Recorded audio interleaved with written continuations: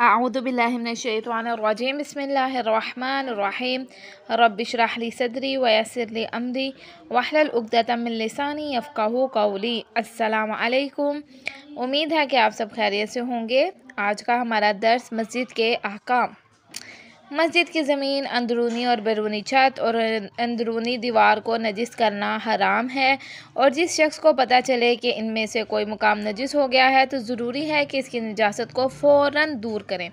और एहतियात मुस्तहब यह है कि मस्जिद की दीवार के बैरूनी हिस्से को भी नजिस ना किया जाए, और अगर वो नजिस हो जाए तो निजासत का हटाना लाजिम नहीं, लेकिन अगर दीवार का बैरूनी हिस्सा नजिस करना मस्जिद की बेहुरमती का सबब हो तो क़त्अन हराम है, और इस कदर निजासत का ज़ायल करना कि जिससे बेहुरमती ख़त्म हो जाए ज़रूरी है। ठीक है, मस्जिद क्या है? अल्लाह का घर है, एक पाक मुकाम है, पाक जगह है जहाँ पर नमाज़ पढ़ी जाती है। उसकी मस्जिद के अंदर हो या बाहर कोई भी हिस्सा नजिस करना जो है, अंदरूनी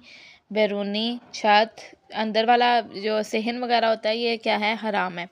लेकिन कह रहे हैं कि अगर जो अंदर वाला हिस्सा है वो नजिस हो जाता है, बेहुरमती का भी सबब बन रहा है, तो आपको फ़ौरन चाहिए कि उसे पाक करें, साफ़ करें। लेकिन अगर बाहर वाला हिस्सा जो है वो नजिस हो जाता है, मिसाल के तौर पर बाहर वाली कोई दीवार है, बैक साइड पे है या कुछ भी, तो उसे ज़रूरी नहीं है कि आप फ़ौरन जो है वो करें, लेकिन बेहतर है कि आप उसे पाक कर दें। और अगर कहीं पर निजासत वगैरह लग गया तो फ़ौरन उस निजासत को दूर करना ज़रूरी है। फिर कह रहे हैं अगर कोई शख्स मस्जिद को पाक करने पर कादिर ना हो या इसे मदद की ज़रूरत हो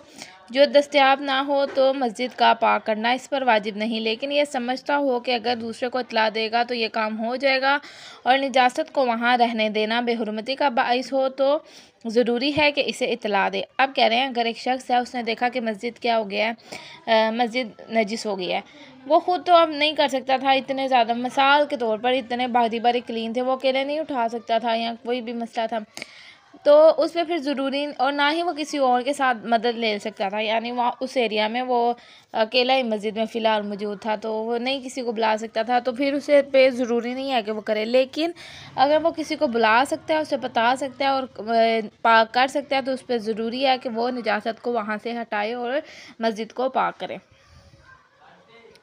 फिर कह रहे हैं अगर मस्जिद की कोई ऐसी जगह नजिस हो गई हो जिसे खोदें या तोड़े बगैर पाक करना मुमकिन ना हो तो ज़रूरी है कि इस जगह को खोदें या तोड़ें, जबकि जुज़वी तौर पर खोदना या तोड़ना पड़े या बेहुरमती का ख़त्म होना मुकम्मल तौर पर खोदने या तोड़ने पर मौक़िफ़ हो, वरना तोड़ने में इश्काल है। जो जगह खोदी गई हो इसे पुर करना और जो जगह तोड़ी गई हो इसे तामीर करना वाजिब नहीं है, लेकिन मस्जिद की कोई चीज़ मसलन ईंट अगर नजिस हो गई हो तो मुमकिना सूरत में इसे पाक करके ज़रूरी है कि इसकी असली जगह पर लगा दें। अब ये कह रहे हैं कि अगर मस्जिद में कोई ऐसी जगह नजिस हो गया जिसे हम या तो सिर्फ खोद कर या तोड़ कर पाक कर सकते हैं, ठीक है, तो फिर हम ये है कि आप खोद लें या तोड़ लें, लेकिन अगर एक शख्स है उसके लिए मुश्किल है तो वो फिर मसला नहीं है, वो ना करे। और अगर वो कह रहे हैं कि आपने कोई जगह खोद दिया या तोड़ दिया तो फिर उसके बाद में उसे रीफ़िल करना ज़रूरी नहीं है, लेकिन अगर कोई ईंट वगैरह नजिस हो जाती है तो फिर उसे आप पाक करके दोबारा उसकी जगह पर लगा दें।